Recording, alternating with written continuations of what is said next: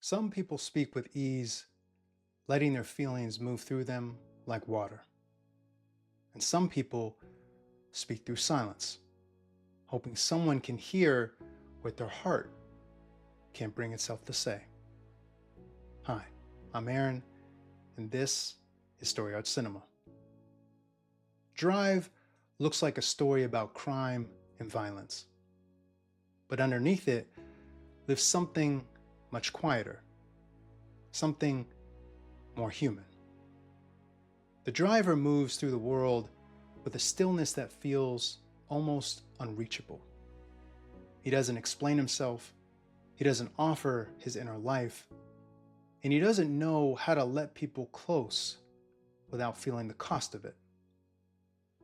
But then Irene and her son enter his orbit, and something inside him shifts. He doesn't say much, he doesn't have the language for what he feels. Some of us love in that same quiet way.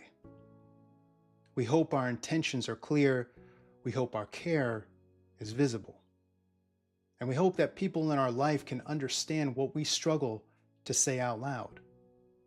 But silence has weight.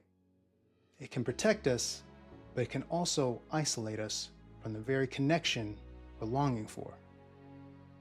And that tension lives at the heart of the driver's journey. He isn't trying to be a hero. He isn't chasing redemption. He's trying to keep a fragile kind of goodness alive inside himself. And loving Irene forces him into choices he never expected. He steps into danger not because he wants violence, but because he doesn't know any other way to express the depth of what she means to him. Words fail him, so he turns his devotion into action, into sacrifice, and into a kind of love that speaks through risk instead of softness. We all carry parts of ourselves we don't quite know how to share. Parts that feel too tender, too complicated, too fragile to say out loud.